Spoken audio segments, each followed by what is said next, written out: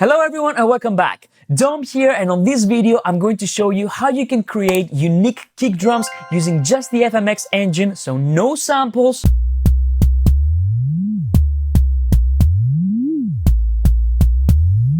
With the Yamaha Montage and the MODX. Right, let's get started. The very first thing you need to do is go to your category search, go to initial sounds, and then you need to go to your initial performance FMX. So once you've selected that, now we need to go back into our edit page. So I'm going to click on this, go edit, and of course, as always, I want to turn down the reverb like this. So now what I'm going to do is I'm going to select an algorithm. So in this case, I'm going to go through my algorithms, and in this case, I want to select algorithm number 13.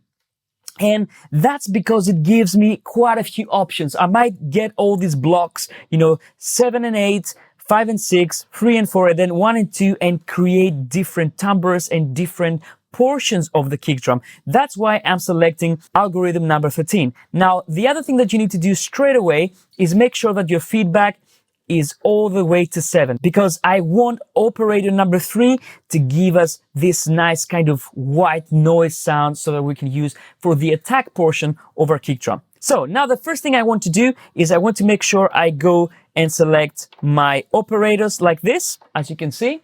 So I want to make sure that these sliders correspond to the different operators. And then I'm going to turn all the operators down. 5 and 8. So now we shouldn't get any sound. Perfect. Now I'm going to start by doing something that's really crucial if you're creating kick drums and you want them to be more of a percussive sound and you don't want them to have like pitch information when you go up and down the keyboard. Of course, there are many ways to create a kick drum on the MODX and the Montage. This is just one way of doing it. And in this case, I'm going to do it without having the pitch going up and down across the keyboard, right? So let's start with that. And in order to do that very quickly, I go to operator number 1 and make sure that I have the frequency mode to fixed. Fixed, operator number 2, fixed, 3, fixed, 4, fixed, and so on and so forth. I'm going to set up all my operators to fixed. And now we can start creating our kick drum. Now I'm going to start with operator number 8, right? So I'm going to turn it up. And you can see no matter where I play, it plays the same note, the same frequency. Now in this case, I'm going to go down to course 13, and then I'm going to use my fine control to pitch this operator. So I'm going to start by setting this to frequency 60, right? So I want to have a kick drum that the fundamental is 60 Hertz. And now I can start building my fundamental, so the low end of my kick drum. So immediately I can do a few things. I can go to my level and start tweaking the envelope. I don't want the kick drum to be very long in this case. In this case, I'm going to go like this and start tweaking these parameters so that I can get a nice quick release and quick decay.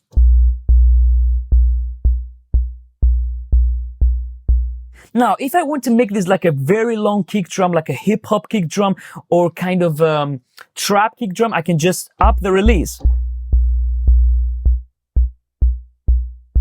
But for now, this kind of release looks fine to me, so I'm going to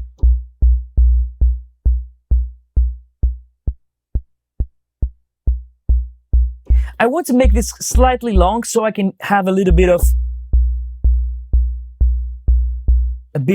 time for the kick drum to develop so that it has a nice low end. Now, if I want to add a little bit of attack there, I can just go to my pitch envelope and just make the decay a little bit longer and just pull up the attack a little bit like this.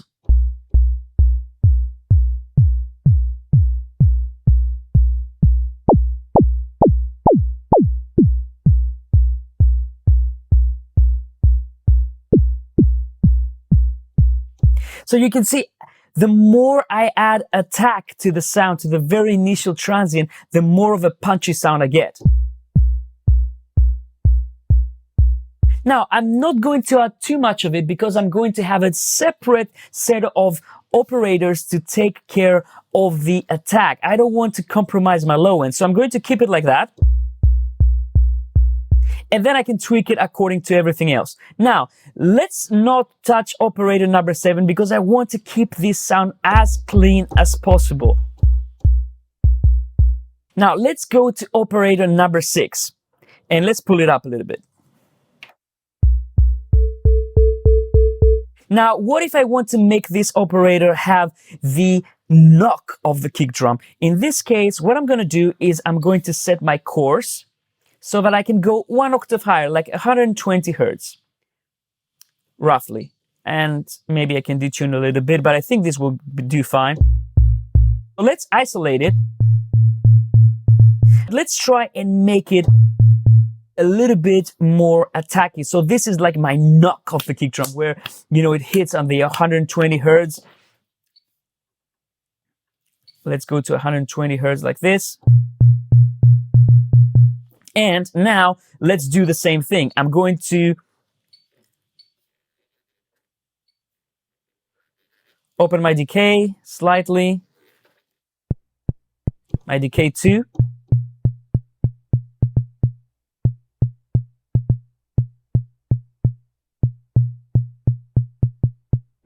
And now I'm going to also add a little bit of attack right there.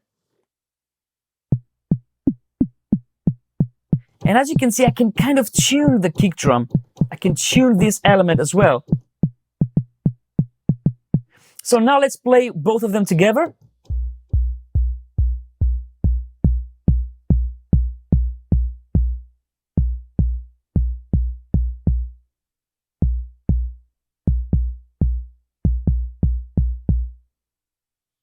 So now I can introduce as much attack as I want.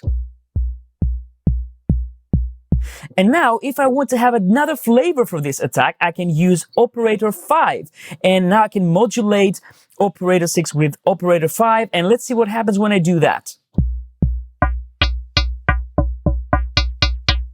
So I can introduce a metallic element with operator number 5. Now, of course, I can change the course.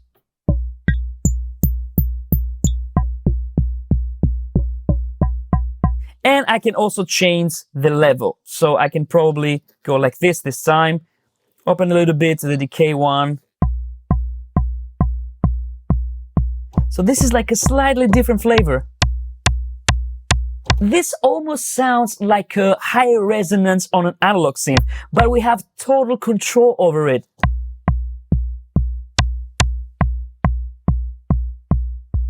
Again, just operator 8, 6. Perfect. So immediately we have quite a few flavors right there just by using those 3 operators. Now let's go to the next set, which is 4 and 3. And I'm going to do pretty much the same thing. So I'm going to go to operator 4, and this I'm going to use for my click, for my kind of noise element of my kick drum. So let's try that. So operator 4. Again, I'm going to do the same thing. I'm going to just make it short like this. As you can see, and then I'm going to turn up operator 3 that has the feedback. So once I do this, you will see that this is going to sound like white noise. Perfect. So I can use operator 4 because this is the carrier. I can use it as a level for my noise element of the kick drum.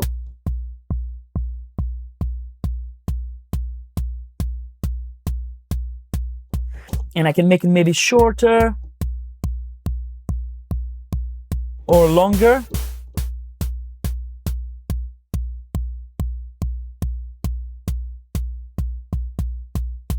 Perfect. So now I have all these different flavors. Let's go and add another flavor, maybe with operator number 1. And then maybe this one, I can use it for my subs. Again, you have to be very careful with this, but you might not want to make your kick drum too muddy that it won't sit in a mix. But in this case, just to give you an idea of what you can do and what's possible, I'm going to use operator number 1 and use this for our sub. So I'm going to go lower, actually. I'm going to go to 30 hertz, like this. And see, now I get these really nice subs right there. Again, I want to make it a little bit shorter. So let's isolate this operator.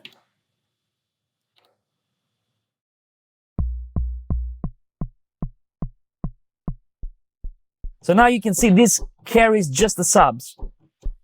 Just make sure you wear headphones on this one or listen to good monitors because you won't be able to hear that. But there's a nice kind of sub layer right there. So let's open it. Maybe I can add a little bit of pitch envelope attack there. Great. So now let's combine everything.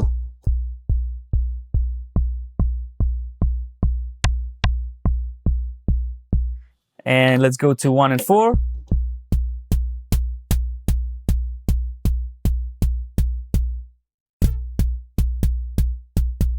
And you know what? One last thing that I want to do is make sure that I set this part to monophonic, right? I want to do that because I don't want to play multiple notes on the keyboard. Now, let's say I want to tune this kick drum after the fact. Maybe I want to use this same kick drum many times in many different songs. What can I do? Well, what I can do is go to my frequency and go to fine and go to control assign.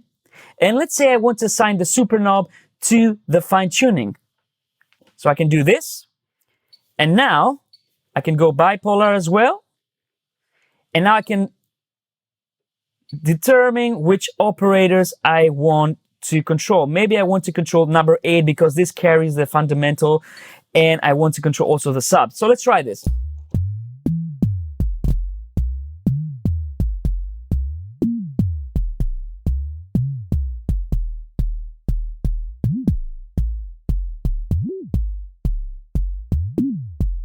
Now, the other thing I can do is I can go and say, okay, I want to also be able to make this kick drum longer, shorter. So I can go to release, and then I can also control assign. And let's say I want to control assign this to my mod wheel. Let's do that.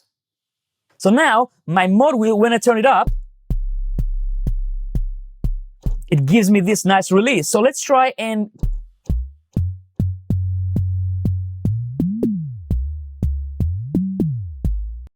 you can see how customizable this kick drum is. Now I can change my release time. I can change the pitch of certain operators, and I can create a very punchy kick drum, very short, or a very long kick drum. And of course, I can automate the super knob into my DAW.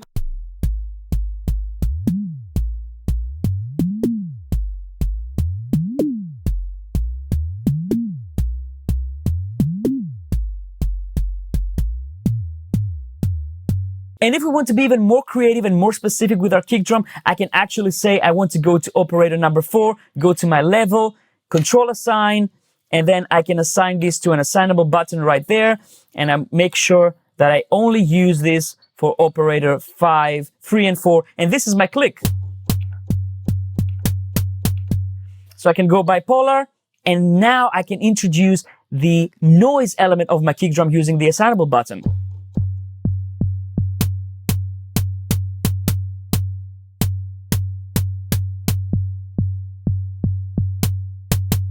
And of course, let's not forget that I can still change all these things in real time, all the operator levels in real time.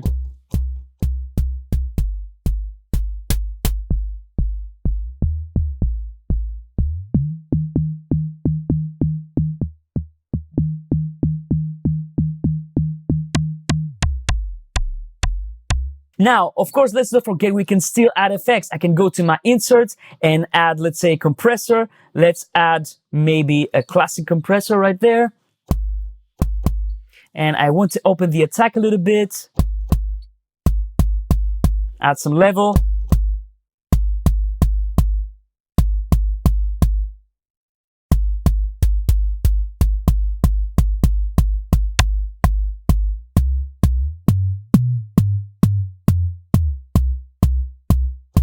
And maybe I can go and say I want to also go and add an EQ. Maybe the VCM EQ. This will sound really nice. And maybe add a little bit of...